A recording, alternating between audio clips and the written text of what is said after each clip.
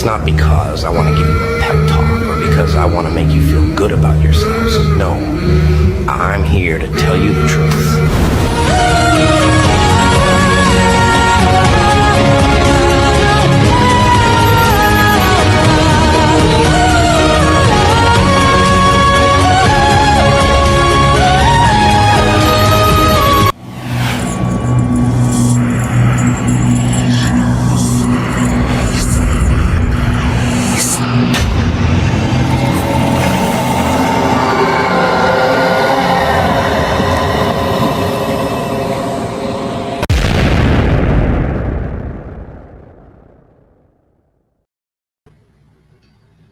Hey, welcome in. Dreamcatcher, you caught my attention right off the bat. You were saying something about Steve Gonzalez went on our UK morning show yesterday, and I couldn't believe my eyes and ears. Holy shit, like I need to get you on the show to talk about that, because I bet you don't want to have to type everything. I'm really curious to know what you saw or heard on that particular thing, especially if you're saying it caught your attention and blew your mind or whatever the case may be. That sounds super interesting.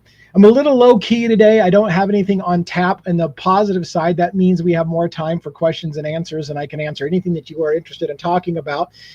Hopefully this time slot gives people who are not used to seeing my evening lives a chance to see it. So hopefully we get some people in here new that haven't had a chance to see it. Well, maybe I shouldn't be hopeful, because again, I don't have a show lined up per se. I'm kind of on a down tick at the moment. Don't have anything super queued up. This morning is the show. Oh wow, I wish I could hear more about that. It's not a super easy way. It's not a super easy way. I could get you on the show because we don't have time.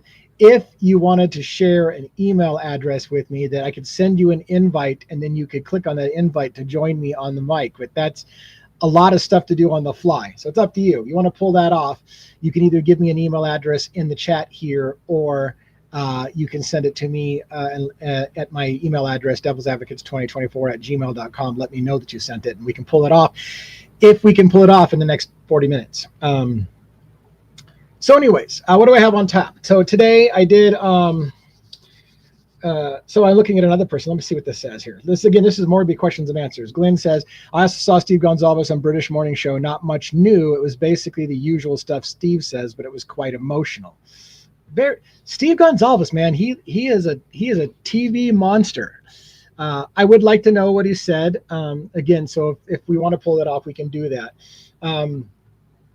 What else do I have to say? Bertie and I did a live last night. It was very, very well attended. A lot of people were there. We had a good live. We talked a lot about Coberger. We talked a little bit about Travis Decker, who's on the run for killing his daughters. That's local in my neighborhood. Literally, that guy could show up in my neighborhood where I hike. So that's kind of a little bit scary.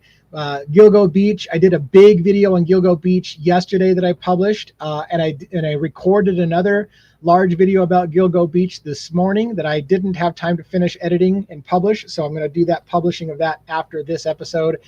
Then I've got to finish the other half, because that was going really, really long, of Gilgo Beach, and I'll post that later. So I've got things in the work. This is my last official job today, to do a live, but I've got books that I'm reading and videos that I'm making and all those kind of stuff like that. As a heads up, for those who are interested, I don't know if you guys have seen me go on before I have a couple of attorney friends, one of which hasn't been around for so long. I know that she's still interested, but I just haven't been able to get her on the show. Cynthia Thornton was she was the first attorney I had on my show. She's been busy a lot lately, but last I heard, she still wants to go on with me. We just haven't been able to be in contact much. She's got some personal things that were going on. Ali Benevento, however, was another attorney, a friend of mine. She is planning on going on live with Bertie Bombshells and I on our Monday show. So Bertie and I go together every Monday at 5 p.m. Pacific Standard Time. Bryan Kohberger's sentencing trial in the Idaho 4 case begins, I believe, July 23rd, which is Wednesday. I believe I'm going to try to be in the courtroom. I was there for his plea change. I'm going to try to be there in the courtroom again for the sentencing phase. And then Monday following that, which will be Monday the 28th, Ali Benevento, the attorney that has been on my show many times and on Bertie's show once with me, she has penciled us in to come on the show live with us on the Monday following Bryan Kohberger's official sentencing to answer legal questions from anyone that has legal questions about what this means now. Is it truly over? Is there never ever going to be anything coming out in this case? Will there be documents unsealed? What does that process look like? By the way, for a heads up before I get back to looking at comments I'm missing, I have started to work the process of Freedom of Information requests, FOIA requests in the Idaho 4 series. I don't think we're going to have much luck, but I'm queuing up FOIA letters, getting ready to send those out as soon as the sentencing is done. And in theory, after the sentencing is done, things should come unsealed. And so I'm putting together all the FOIA requests to try to get that information, requesting things like 911 calls, EMS response, body cam footage from the cops, autopsy reports, all the things that they're probably going to tell us we still can't have for some reason, even though the trial's over. I'm going to request those, and I'm prepared to write the appeal to their rejection to my FOIA request. So we're going to try that process. Let's see, what else did we have on here? Dreamcatchers are not emotional to me. I actually had to comment and say my piece. DA, I can try and copy and paste the link here if it allows me. Okay. This is about Steve Gonzalez going on. What was the show called? It was something morning. This morning in UK.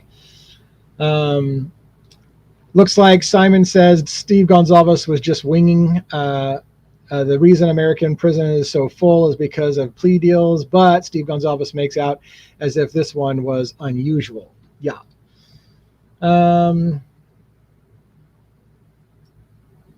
There's the link. I didn't get the link, so it looks like you pasted the link, but they probably hid the link because YouTube has a problem with links. No, I don't think the link is going to show. I think YouTube tends to suppress links, unfortunately. So I think you probably see it, but they've suppressed it, is my guess. Glenn says Steve was being emotional when he asked by the presenter to tell them about his beloved Kaylee. The look on his face showed so much love for his daughter, it brought tears to our eyes. That would be tough. I agree. I'm a bit of a softie myself, which is part of the reason I wasn't sure I was going to go to the sentencing, which is going to be a lot of families pouring out their guts and, yelling and crying and sobbing. And that's going to be a huge emotional show.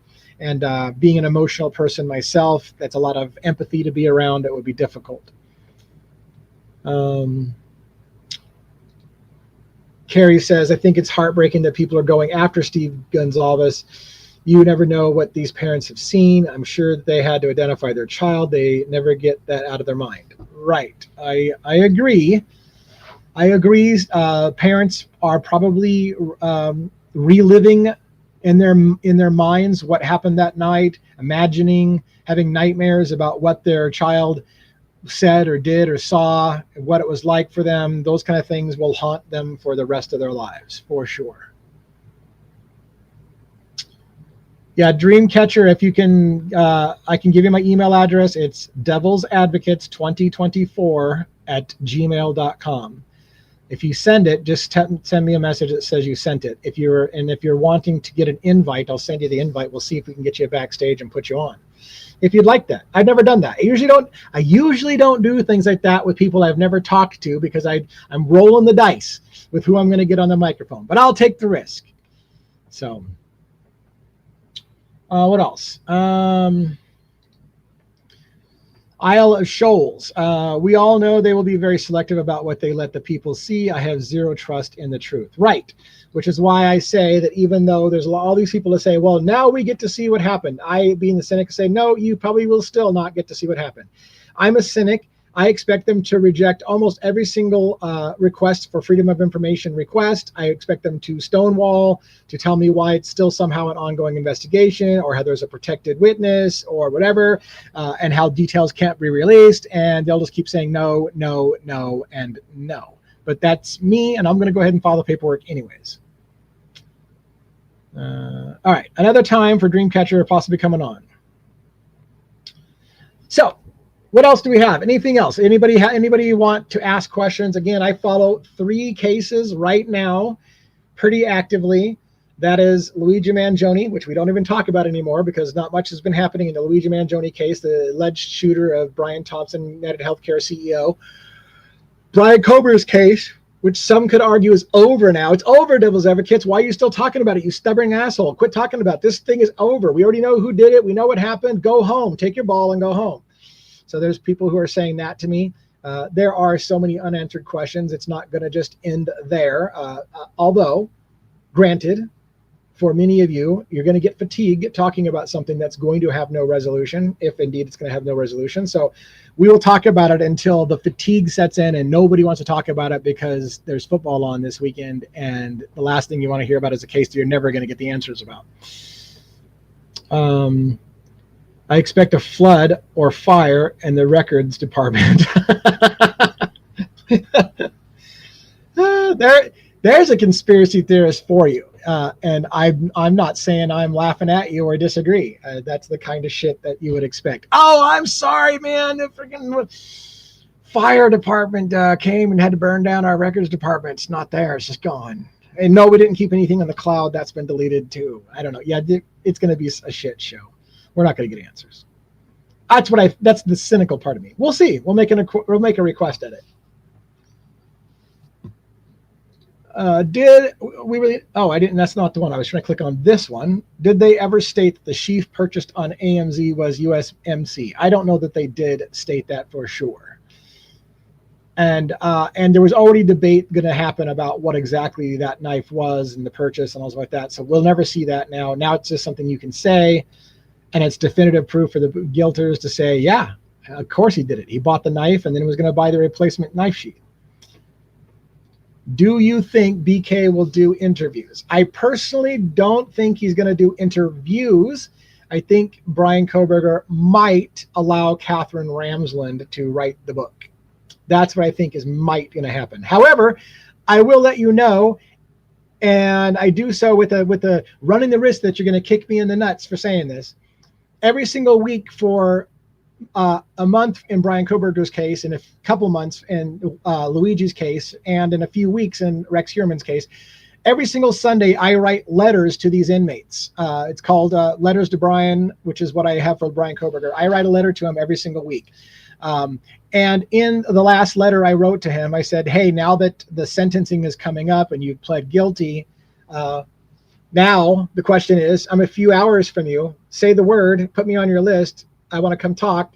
We'll see. I didn't word it exactly like that, but on my behind the scenes members only content, every Sunday I write letters to the inmates. I write to them on a weekly basis about things that we're observing in their case, questions that people have, and trying to form a relationship of some sort so that we can get some inside information to understand the story behind the stories. Now, again, I don't suspect Bryan Kohberger is going to necessarily respond to that. Certainly not for the fame, because my channel's not big. I do suspect that Catherine Ramsland is exactly the kind of person, if he was interested in a book, he would reach out to her, or she would reach out to him, and he would take that deal. So, and again, by deal, I don't mean he's going to get money for it. But would he be willing to talk to somebody like that? I think so, but probably not me. But I've tried it. I'm trying it. We'll see it. All right.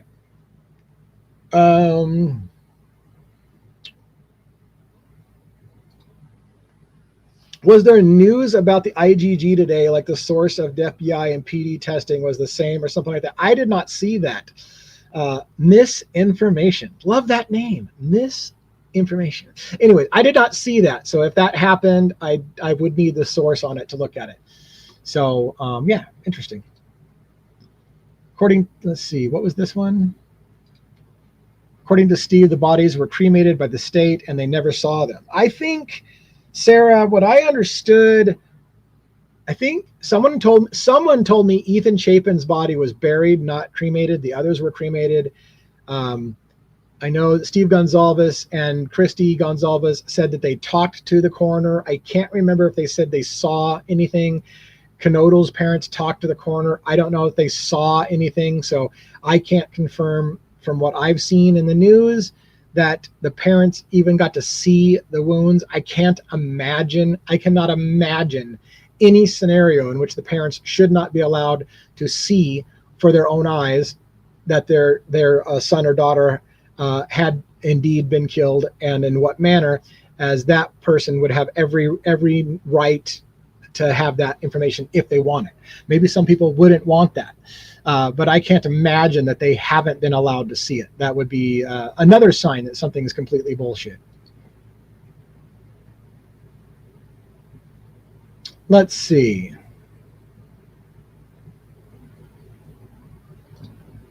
Do I think BK toured the 1122 house before the murders? No, I don't personally think he did.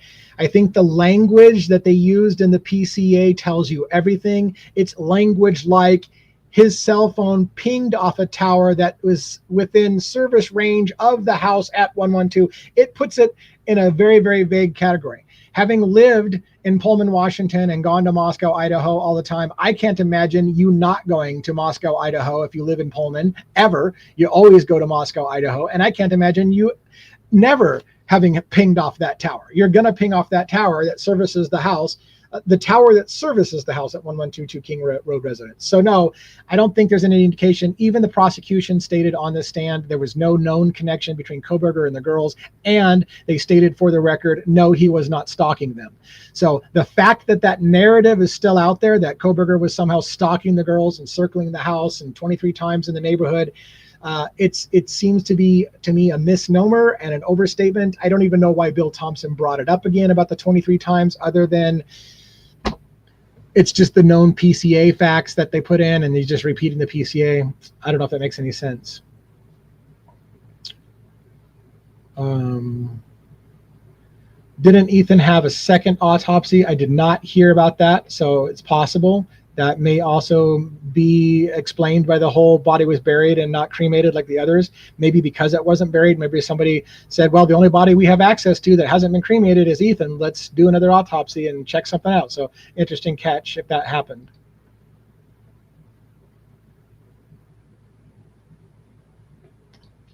Another individual here writes, Clinton Young. He was on death row and doing life, but he's innocent. Go see the Clinton Young Foundation, Innocent Projects, and help him get off death row.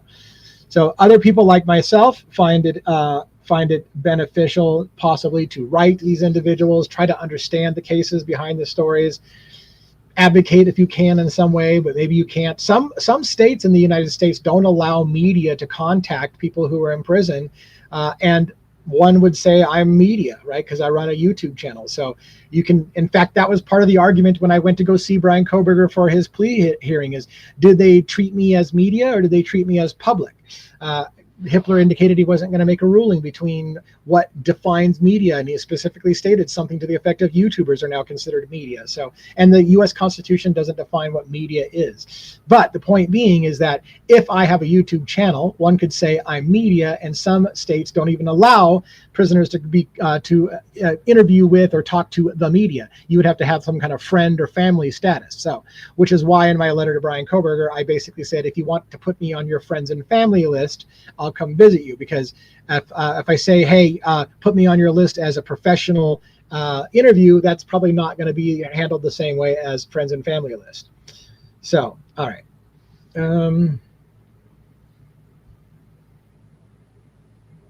looking through the comments, looking for stuff here.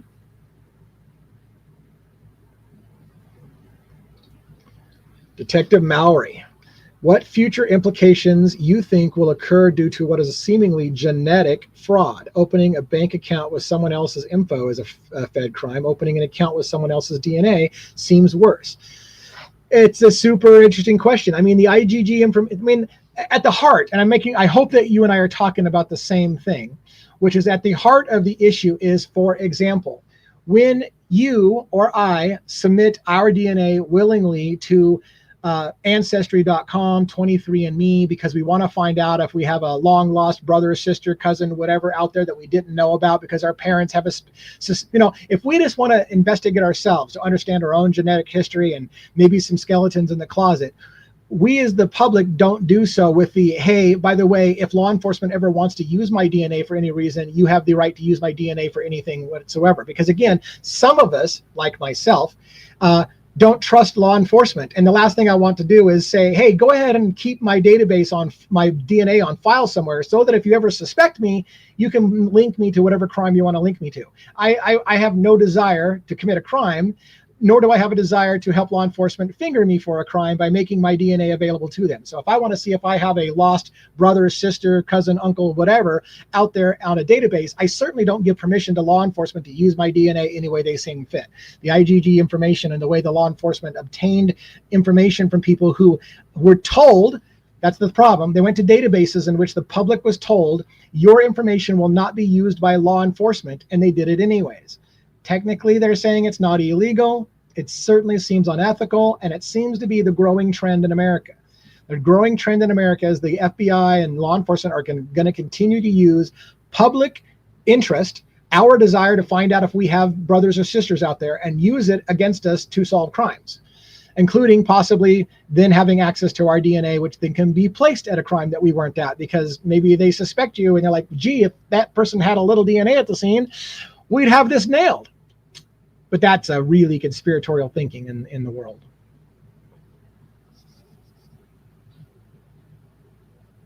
Let's look through the comments here.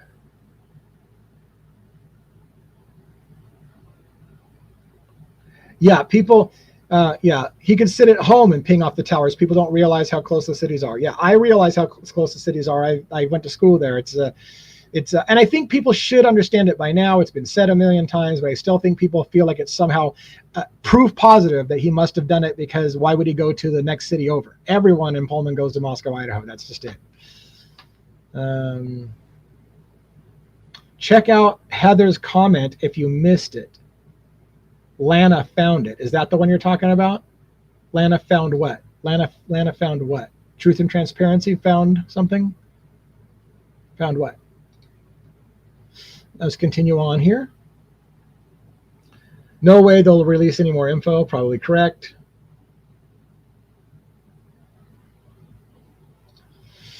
Dancing in Air says, my niece died in New Orleans, another corrupt city, and the police refused to allow her parents to see her. She was sent directly to cremation. Family thinks that she was murdered. Coroner said OD. This is just it. I mean, this is the problem we have. We have a lot of corruption, a crap ton of corruption in law enforcement. And again, I don't mean to shit on law enforcement. There are plenty of really excellent law enforcement officers. And if I ever need help from law enforcement, I hope to God that me besmirching law enforcement's name on my show from time to time doesn't mean they're going to like, fuck that guy. He doesn't get any help from us. But you know what? Good people are good people. And so if you have a badge and you're a good person, you're not going to give a shit that Devil's Advocate sometimes pisses on the brothers in blue or sisters in blue. So the point being is that I have and let me tell you, let me make it clear if I haven't said this a million times. When I am critical of law enforcement, it's because I believe they should be held to a higher standard. I grew up being told to respect law enforcement. I got told to respect the church elders, for example. So when I went to church and the church elders were turned out to be molesting my girlfriends and taking pictures of them, underage pictures of my girlfriends, and I found that out, I became angry at the church because it disgusted me that people who were in charge of authority and given that privilege of authority abuse it. And the same thing's for law enforcement. If you've been given the privilege of you're a better person than we are because you're law enforcement, you're certainly the good guy. You help put bad guys together, and then you break that trust by being worse than the people you're putting away in prison. I get super angry. So it's not that I'm mad at everyone in the system. I'm mad at those who have broken and violated that trust that I unfortunately gave them when they didn't deserve it. Some people. Rant over. Oh my gosh. I held my daughter in my arms for her last breath. I'm sorry to hear that. I don't even, I don't even know what that would be like. Oh, they've already had a fire in CDA, Coeur d'Alene, that affected the case. Yes, if you're referring to the fire that was set intentionally and then firefighters shot that responded to it, then I know what you're talking about. The proof of whether or not it's related to this case is the part that I'm having a hard time nailing down. But I'm super interested in that possibility as well.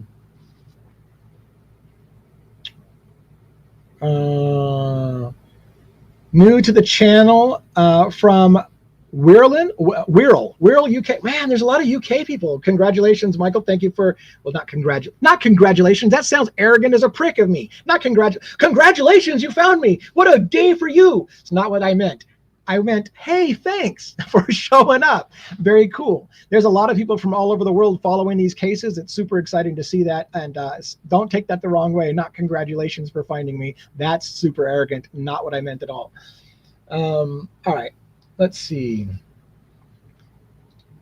Ethan was buried. His family lives in my town. His memorial was held at my place of business. His parents are regulars. Yeah, that's what I'd heard, that Ethan had a burial and that the other three individuals were cremated. I don't know how soon they were cremated. I don't know if the families saw them and identified them or needed to identify them, or whether it was just they had plenty of identification without the parents needing to see it. Don't know the story. I will be trying to file Freedom of Information Act requests. Although someone told me, and I can't believe this.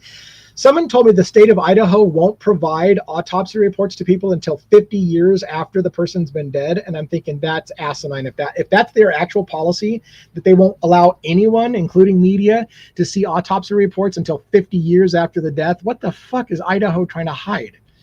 Like, why would they not do that? But that can't be right. So I shouldn't have repeated it, because I got to verify that. Let's see. Looking for questions and comments. Just I'm trying to keep up a little bit, but I'm getting behind. As the room gets bigger, it's harder to keep up.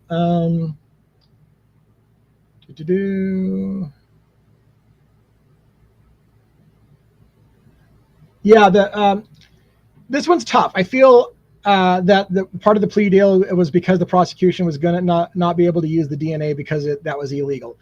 I do think that the plea deal was in part because the prosecution wasn't going to be able to use something, but I don't know if it was the DNA that was their biggest problem. I think there's a little bit more to it myself, but that's a good possible option as well, for sure.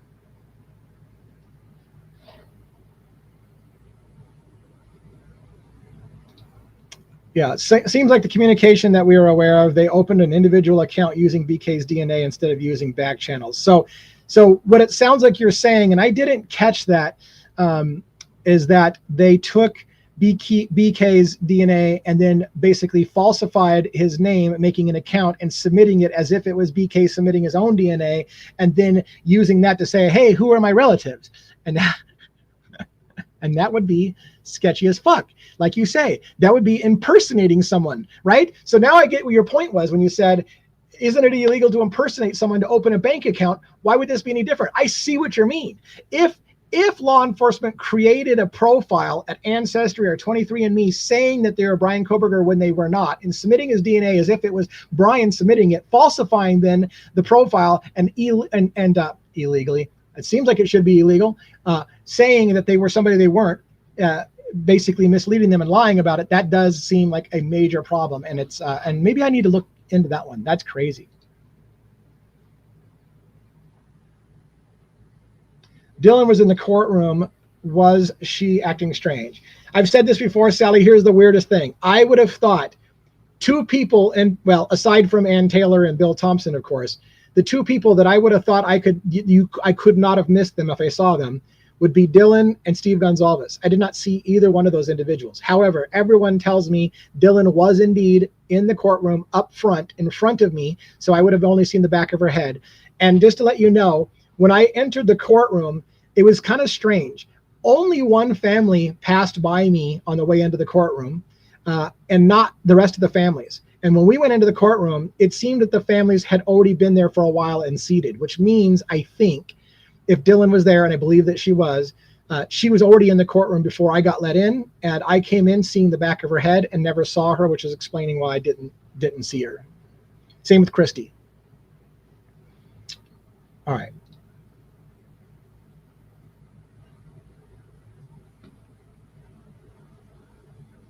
Looking through comments here to see if there's something more.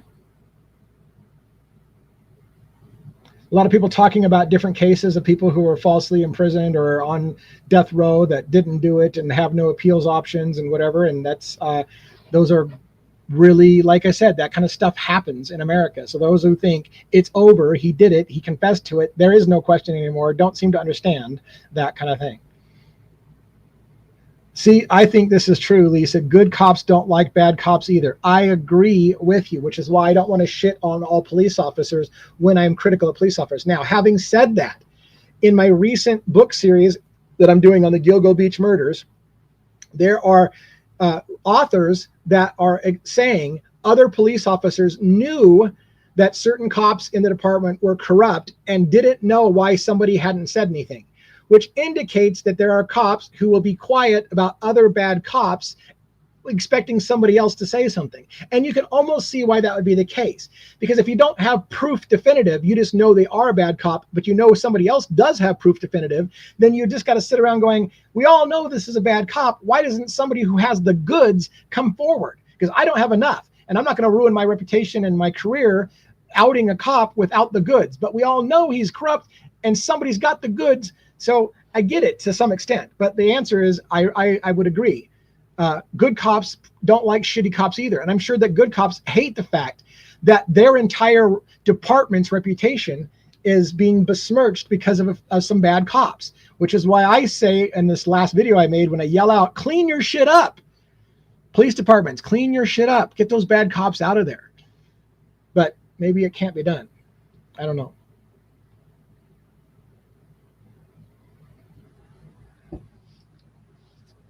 Let's see. I'm looking through the comments still.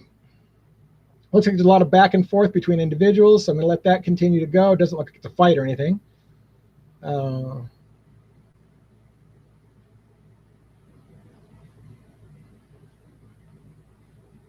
Some of this stuff we've already commented about, so I don't need to put that up there yet. Did you get my email? Cherry Templeton. Did you just send it, or are you talking about from a while ago?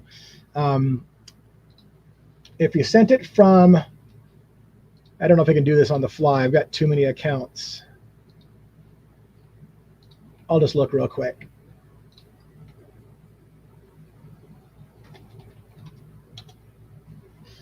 Yeah, I'm not sure. I got an email just recently from somebody. I won't say the name online because it's not exactly the same name, so I don't want to say what I've got. So I don't know. Maybe I've got the email. Maybe I don't. What else? Devil's Advocates. Heather said that Lana found out the FBI and PD ran the IgG through the same lab and same couple. Very interesting. Very interesting. I will look into that, I believe. I will look into that.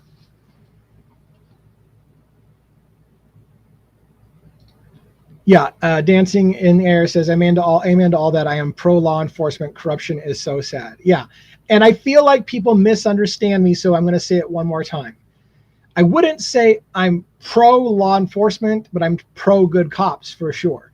Law enforcement has a lot of bad corruption in it and a lot of abuse of power. Anytime you give somebody a lot of power, there's going to be corruption. I had a friend one time that told me, thank God they failed to make him a police officer when he wanted to be a police officer, because he would have abused the fuck out of it. Because he just, there's a part of him that just enjoys that people have to do what he says because he's a cop. And I'm thankful also that that didn't happen for him. So anyways, what else do we got?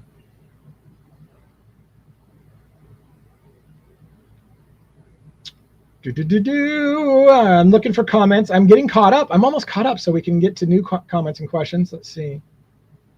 Yeah, I think I'm. Oh, I'm not caught up. Shit.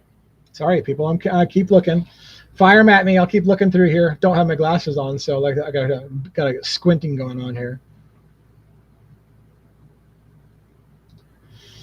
Vic says, been enjoying your channel of late from London, England. Congratulations. Thank you so much. You know, there are people who are saying my channel's over now. Bryan Kohberger's committed, or he's pled guilty. Your channel's over. Go find a real job. So we'll see. We'll see. But for the time being, thanks for checking the channel out. And hope that you'll find some other parts of my stories interesting as well. So thank you so much for the support. Do you have any moderators? I do have moderators, Dreamcatcher. I don't see any of them in my room right now. If you are interested in being a moderator, please send me an email and I'll see if I can add you to the moderator list, because I could always use a little help. Because I haven't seen any of my moderators in here today.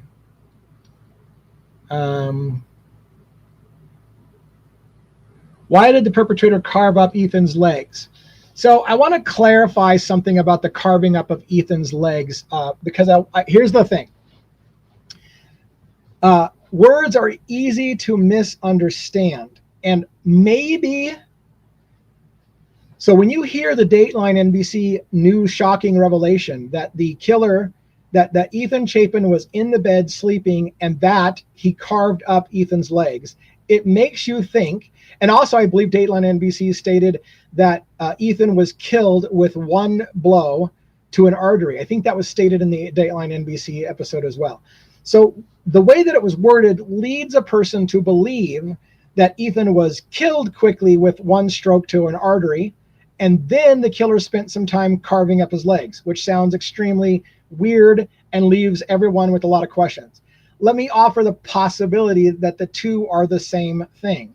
And that is, some people, be they in prison or in military or even in martial arts, who take a class on knife fighting, one of the things that you're taught is that one of the quickest ways to kill somebody and make sure that you kill them is to cut the artery at the groin as close up to the crotch as you possibly can. Because if you cut them on a deep artery up by the groin, they will bleed out and they cannot be repaired. It's too, in the place that it's at, it can't be repaired. You can't amputate the leg, you're too close to the groin. And therefore, those two things could be hand in hand. In other words, the killer could have done a cut on the inner thigh up high to the groin to make the person bleed out quickly and be unrecoverable. And that could explain why the carving up the legs and the artery cut could be the same exact description. And we just kind of ran with our minds on, it sounded like it was he cut an artery and then spent time carving up his legs. Not saying it did happen the way I just said. I'm just saying that's an explanation to explain how those two things could be misunderstood.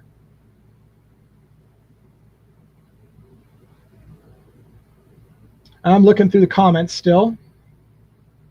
What are we looking for time? We're about 20 minutes out from when I normally wrap up, so I got plenty of time here. Please see my comment on Othram Labs. I did see comments on Othram Labs, but I didn't, for some reason I passed it up. I didn't think it was something we needed to address, but I'll go back and see if I can find it. Maybe you'll have to repost it. I just went back quite a ways and I couldn't find it. I remember seeing something about Othram Labs, but it just was something I didn't have. I felt like we'd already talked about it, so I didn't go out there. Steve was outside protesting. Yeah. Let's see. In black to the left of you in the front row. So here's KS Jessen. That's interesting.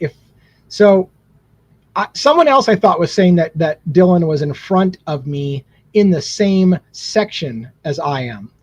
And that's, I guess, a possibility. There was 2 rows.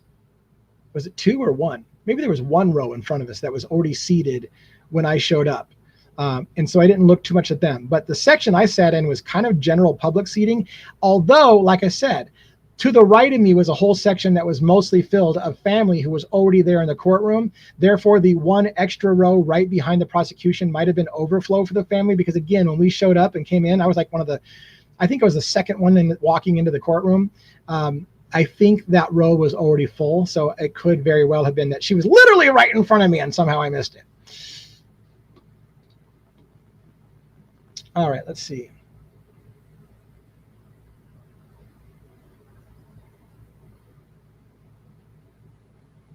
You did a live yesterday about the encounter with Rex Heuermann and James Burke. You got it pretty much spot on. Thank you, Alice Poe, for the shout out about the Rex Heuermann. I feel like the Rex Heuermann case is right up my wheelhouse. Lots and lots and lots of police corruption. In fact, today I'm recording second part of the audio. Can you believe this? This is just an FYI. I won't spend much time on it because I realize people here aren't really here for Rex Heuermann. But get this. So James Burke, the chief of police, who was using hookers and doing drugs and beating a person in jail and threatening to kill him and his mom, that same James Burke. Then I'm reading about another story in which a cop from New York was soliciting a prostitute, and his name was James Burke. And I was like, holy shit. But there was something in me that said, is it the same James Burke?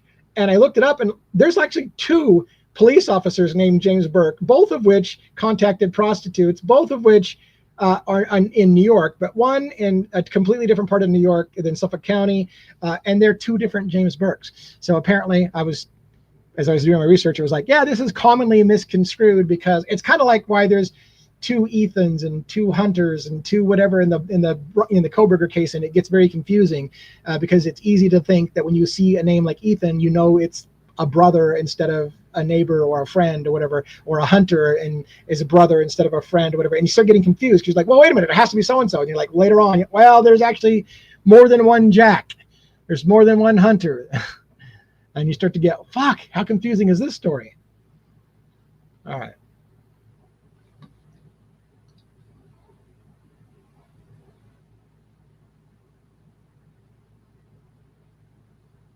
All right. Oh, somebody just dropped in long enough. They're probably already gone. Vivian dropped in, just popping in to show support before heading out. Thank you so much for that. You're probably gone because I'm behind on comments, but that is amazing. Just showing in, giving a like of support. That's amazing for helping out. I appreciate it. I hope that you got to hear me say thank you. If not, I'll catch you next time. Heather said that according to Lana, Othram Labs was both ISP's private lab and the FBI's. Same scientist, husband and wife combo, worked for the case. Yes. In fact, I did a video about how weird it was that a cold case in Pennsylvania, one of the officers involved with arresting Bryan Kohberger in Pennsylvania, his career was made by solving a cold case in Pennsylvania by sending DNA to Othram Labs in Texas, which happens to be the same labs that was involved in Idaho. And I made a comment about how weird it was that the same laboratory. Now, at the end of the day, the devil's advocate's position of it is Othram Labs is one of only a tiny number of labs that does that kind of work. So there's your well, of course they would, it ends up being the same weird lab, small little lab owned by a husband and wife team in Texas. It's the middle of nowhere kind of thing. Of course, it's the same one because they're one of the only people doing it. However, that also should lead to skepticism about a relatively new technology that so few players are in the game, and one upstart company is getting big bids to solve major crimes and make headlines, putting them on the map as the place to go. So I don't know. There's a lot of shit there.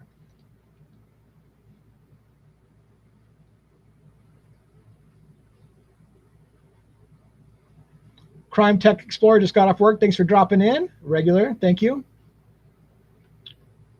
Yesterday, Carrie sent me an email. I didn't see it. I've got multiple email addresses, so maybe you sent it to my Devil's Advocates TikTok address, and I just checked the Devil's Advocates 2024 address. That's part of my problem. I started out with an address for this company that I created, whatever, with Devil's Advocates TikTok, because I was on TikTok exclusively, not on YouTube. And since then, I've decided that TikTok is just not the place for me. I'm getting tired of fighting TikTok. And but then I was like, well, I got to stop using an email address that's Devil's Advocates TikTok, because I'm not even on TikTok anymore. So then I made Devil's Advocates 2024, and now I've got multiple email addresses out there, and I'm getting my shit confused. Maybe I need to put a forwarding address from one to the other and just make sure everything goes to one place. That's what I should do.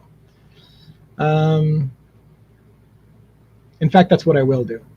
Becky loves the channel. Thank you so much. Appreciate it. I hope I don't end up disappointing you as we move forward. It's funny, whenever someone tells me how much they love the channel, I'm like, shit, now I've got expectations. Like, what if I fuck it up? Like, I don't know exactly what you like about my channel. So someday, if I don't know what it is you like about my channel, one of these days I'm going to piss you off. That's my history. In my history of life, people are all on board with something I say until the moment I say something they don't like, and they're like, fuck that guy, he turned his back on me. And I'm like, I didn't turn my back on anybody. I've been the same guy. But at some point, you decided I was an asshole. So I hope you stay. Please stay. That would be cool.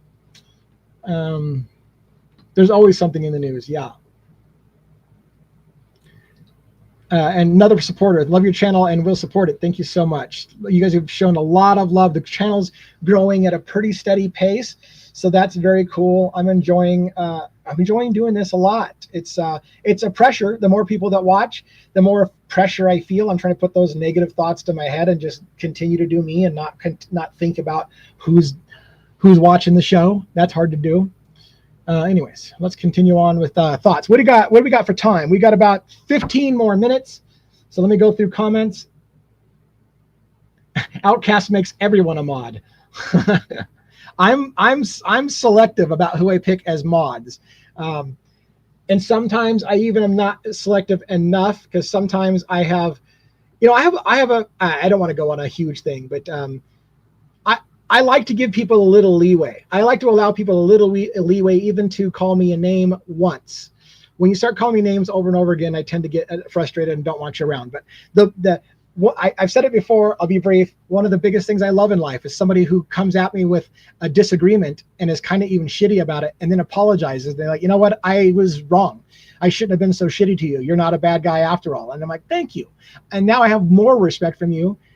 Maybe in some ways I have more respect from you for you, because you started out as a shitty kind of response and then corrected yourself, because a lot of people can't correct themselves. They have too much pride. So I love when people can be like, man, maybe I shouldn't have been such an asshole. And then I'm like, that's amazing. Stay around and stay as long as you want. If you can eat humble pie, I do the same thing, then that says something about your character. All right, side tangent. Sorry about that.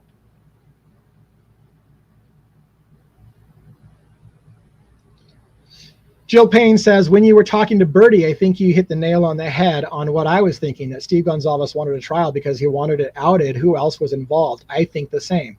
Yes, I still think that. Steve Gonzalez is kind of making hints that he's only mad that they didn't kill Kohberger. I don't think that's it. I think I've heard Steve too many times say, I know they got the right guy. He may not have done it alone, though. I think Steve has information that he knows it wasn't done alone, and he would like people to be outed on the stand, and that will be robbed of him forever now. And I personally think that's what makes him mad.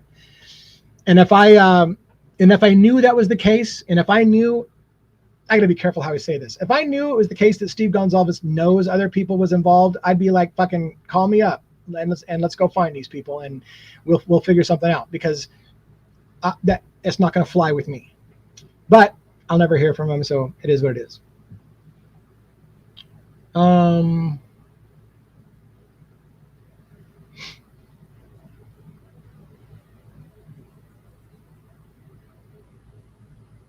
looking through the comments.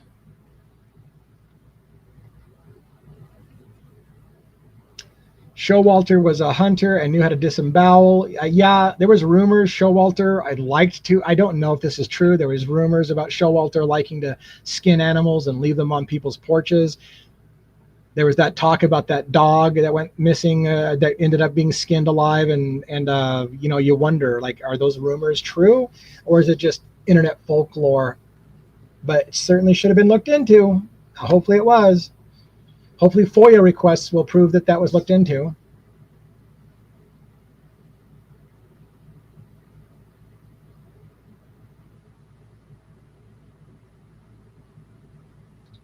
Yeah, Sunny Spirit says, how can we call out serious federal government corruption that is happening right before our eyes? Mainstream media is pushing it forward. Defense attorneys are peacocking, and nobody is protecting the victims. Correct. Which is why I feel, and I realize I'm not the champion of the world, but I feel that's why channels like mine exist. The thing that I feel like I can do fairly well, and maybe I'm wrong, but the thing that I feel I can do fairly well is I can ride the line. I know how to ride the line of saying things without pushing it and getting myself kicked off the air, banned, suppressed, whatever. And so I skirt the line of what I'm allowed to say.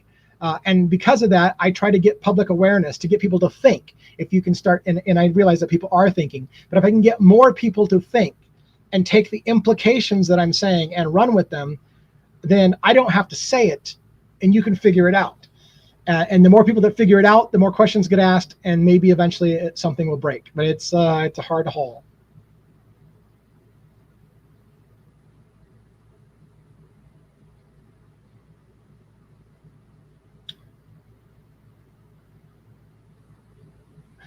I mean, things like this, the killing could be done to 4 people with the element of surprise. What's craziest to me is the lack of blood trails. The perps exit.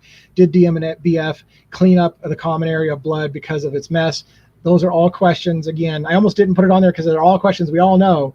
and we're all fighting about it, and we'll continue to fight about it for forever. And it's super, super frustrating.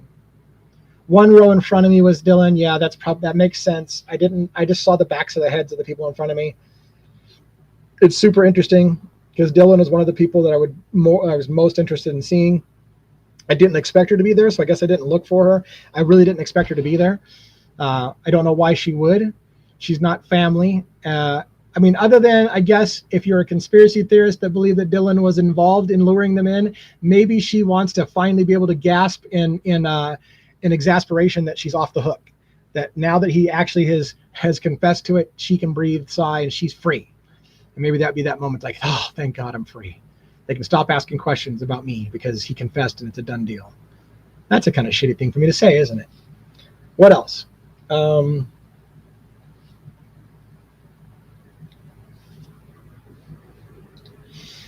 I feel you could focus on compiling some major police department cases to document and bolster what could have happened in this case. I'm working on that. I'm also, I don't know the rules, and maybe somebody knows this out there, but I'm looking into, this is weird. I almost don't know if I should say this out loud, but I'm going to because I'm a moron.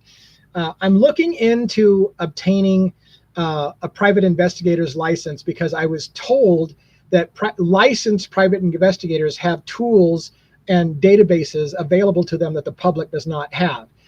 And there's a process for becoming a licensed private investigator, but I'm working on that right now. So I've started the process of figuring out what exactly it requires to be licensed, how much it costs. I now know the money. I know some of the requirements. I figured that out. Now I'm looking into whether it is true that if I were to obtain a private investigator's license, whether or not I would have access to tools, and whether they're access to tools on a national level or just my state. So I'm trying to figure that out next, but I'm looking into that to see if long-term, as cases go forward, I would educate myself more, especially if I could spend some time interning under a private investigator to see how techniques are done that I'm not savvy about. I'm a YouTuber. So there are things that I'm sure private investigators know exactly how to do, and they're like, I don't know why you didn't do just this. I'm like, because I don't know. I'm not a private investigator. Teach me the ropes. Show me the tricks. So anyways.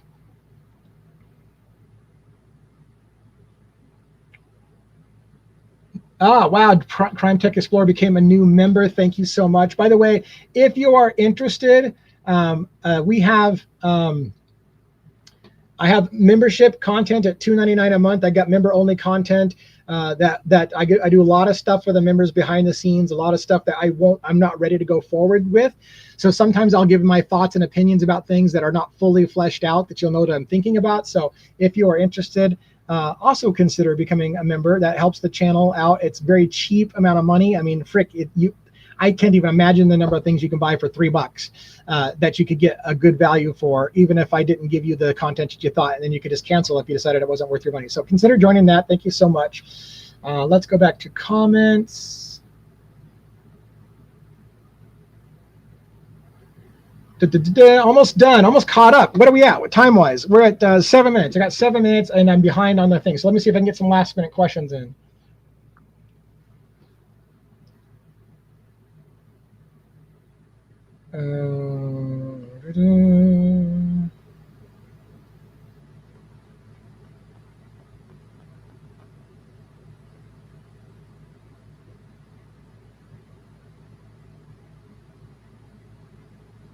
I'm still looking. The silence is just me reading comments to see if there's something that I want to riff on here.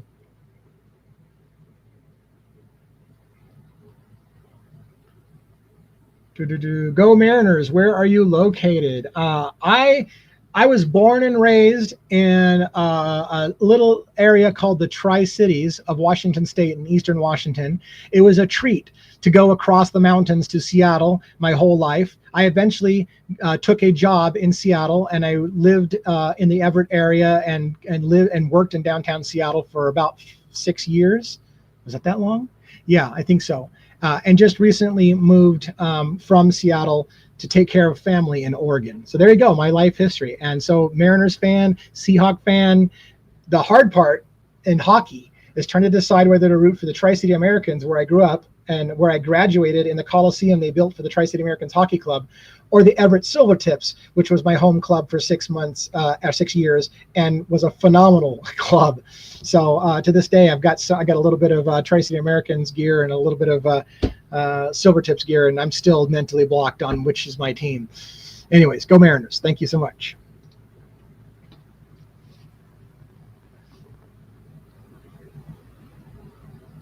Crime Tech Explorer would mod for me and Pete, but not exactly sure if our schedules mesh right now. We're willing for Devil's Advocates. Crime Tech Explorer, I will try to remember. I've got you and another person who offered to be mods on YouTube, so I will put that down.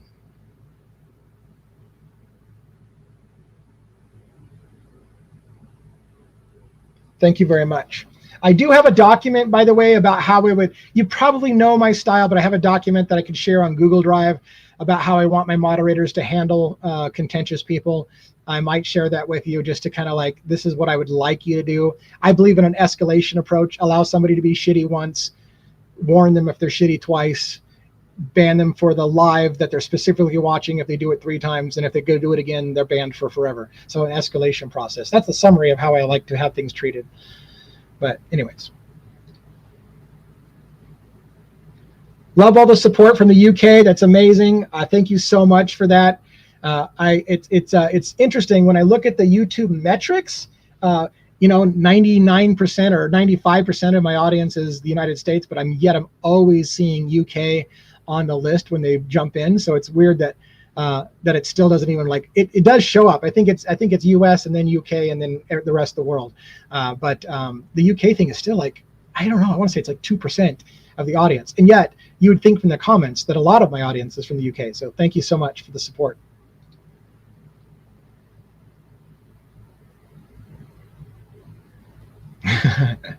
You don't need mods, just be respectful or fuck it.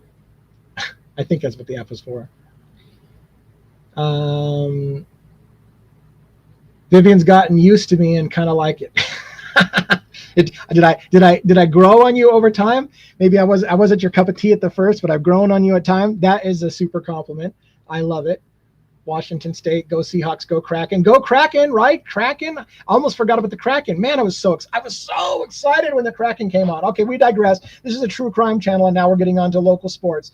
I was so excited when they announced that we were going to get an NHL team in Seattle and they were going to name it the Kraken. The Kraken was my #1 name. They said for a while it was going to be the Sockeyes, and I'm like, for God's sake, not the Sockeyes. Nobody wants the Sockeyes. Kraken's the best name ever. That was so cool. Anyways, I digress. All right. Other people are in here from Seattle. It's amazing. I want to go visit Seattle. I've got friends in Seattle still. By the way, if you're a viewer of my channel, and I know I'm not a celebrity, that's not what I'm trying to say. But if you're in Seattle, I've got friends in Seattle. I plan on going to Seattle to visit friends sometime. Some of you might want to catch a coffee or something, and I would love that. I would love meeting people. As long as you don't come try to gun me down and shoot me because they're like, Devil's Advocates is going to show up at Denny's. I'm going to blow that motherfucker away. I can't stand what he says. If you want to just be cool, maybe we'll meet in Seattle sometime. It's not outside the realm of possibility for sure. Somebody else from an hour from Seattle to Tulip County, Tulip Fest. Oh, the Tulip Festival up by Mount Vernon. Yeah, I used to work in Mount Vernon a long time ago as well. Tulip Festival used to go to travel to that all the time, right near the Canadian border. All right. I'm sorry that I got behind on comments. I usually only do this for about an hour. I realized that when I was scrolling through Australia, I got somebody from Australia. Thank you for checking in from Australia. More from UK, people who watch Harsh. Somebody, by the way, who watches Harsh. I have been told on more than one occasion, you're like the American Harsh reality. And it's funny because I can totally see, like when Harsh talks, I laugh at his humor. So I imagine we have very similar humor because like he'll say something, I'm like, that's exactly how I feel. So I kind of feel like there is a connection, whether he sees it or not, to our styles on that. All right, thank you everybody for coming in. I appreciate you guys hanging out with me. Much love and support for the channel. It used to be when I would come on, especially for an afternoon show like this, when I don't have a lot of energy, I'd be happy if we got, 25 people, 50 people, and now we're pulling in, 200 people sometimes on just an everyday show when I have no energy. So the channel's growing. I'm working on improving my content on a regular basis, getting more polished. I hope you see that. I hope that you appreciate it. I'm always looking for feedback. I can't take everybody's feedback because one thing I've learned is you can't please everybody all the time. Some people tell me, hey, your show will be a lot better if you stop swearing. Other people will tell me, don't you ever stop swearing. It's part of what I like is your passion. And when you rant, you say what you mean. I can't please both those camps. So I can't, and both of them will convince me your show would be better if you don't do this, or if you do this, or if you slow down, or if you speed up. I just got to do me.